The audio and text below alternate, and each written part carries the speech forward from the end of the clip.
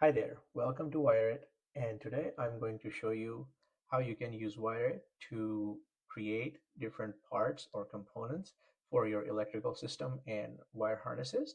Um, what you are seeing here on the screen, on the left side is the project panel for WireIt, and on the right side you're seeing the inspect and library tabs where you can inspect the properties of a component that's inside of the project and sheet, and the library tab allows you to create new components.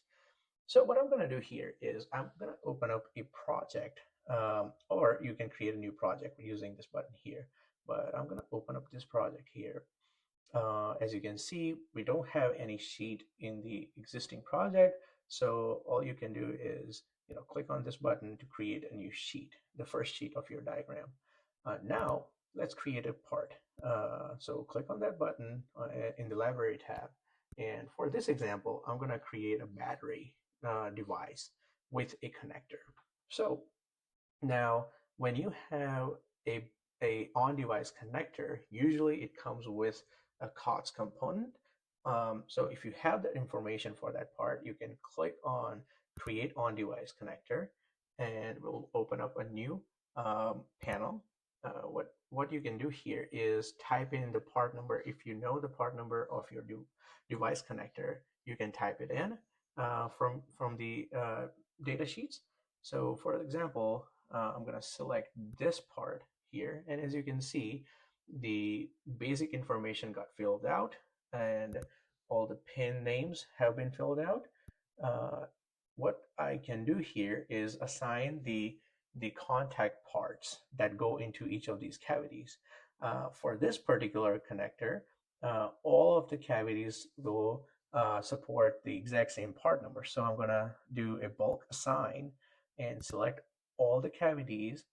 And then what WireIt does is, as you can see, shows the recommended part number for the specific connector that we have chosen.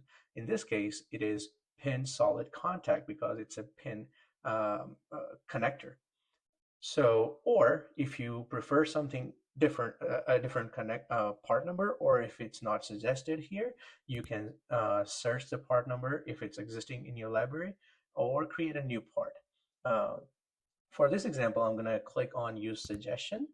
And as you can see, WireIt is currently creating the part and saving it to the library so you can use the same part number in future. I'm going to assign to these 6 cavities.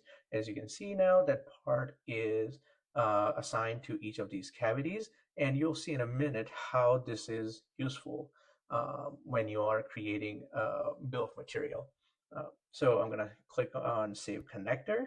It's going to take us back to the device setup we were doing. And as you can see now, a connector is linked to this specific battery part.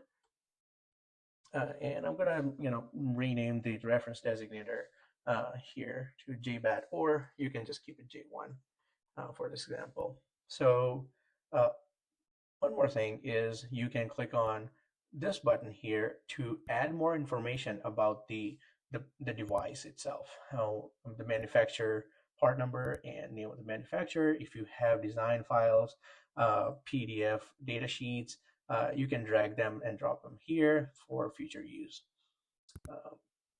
So I'm going to click on the continue to cavity defaults button. So it's going to take you to the next page where you can either leave this empty as is because it's going to create net names for each of the pins, or you can type in the net names.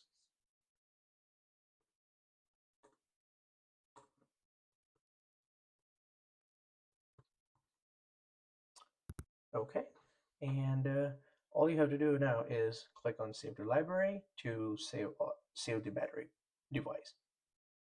Now you can see we have a connector, a device, and a contact that we just created. In this case, I'm going to drag and drop the battery device.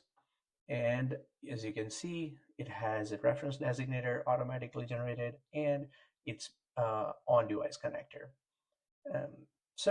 And I'm going to show you what bill of materials shows up like.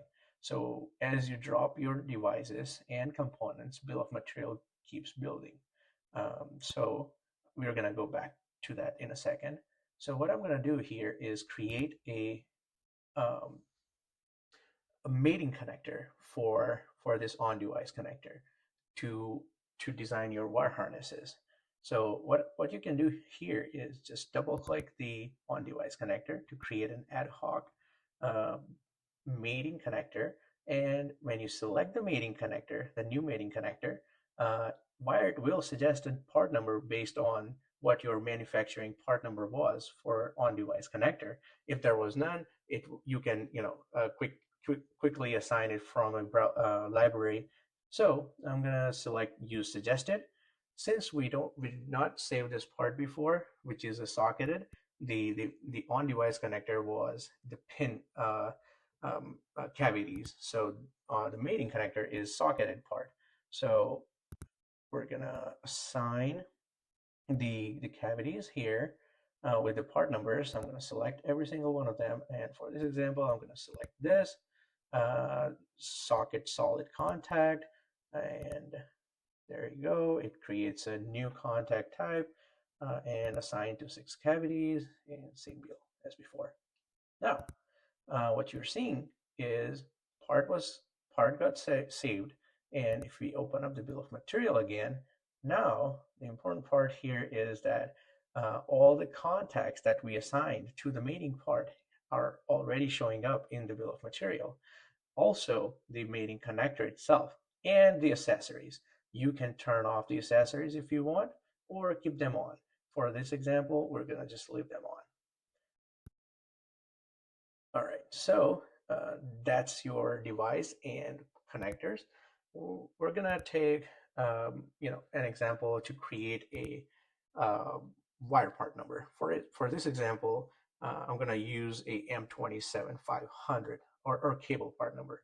So as you type in the part number, if a part exists in your library, it's gonna show up. If it doesn't, it's going to suggest the part number. So what you can do here is select that part and see whether or not this is the right part. And if it is, just create as a cable, click on that button, and then just verify the information. And once you verify it, you can save to library. Once it gets saved, you can drag and drop the part, as you can see here. And you can start connecting wires and cables.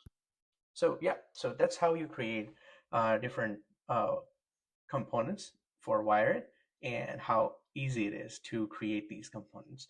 And as you can see here, the cable will show the compatible contacts that it can work with. So all of this information will get feed into the design rule check engine, so that it will prevent you from assigning incorrect wire gauges to incorrect pins. So yeah, that's about it. And follow along for more tutorials and more insights to WireIt, and I will show more features in next videos. Thank you so much.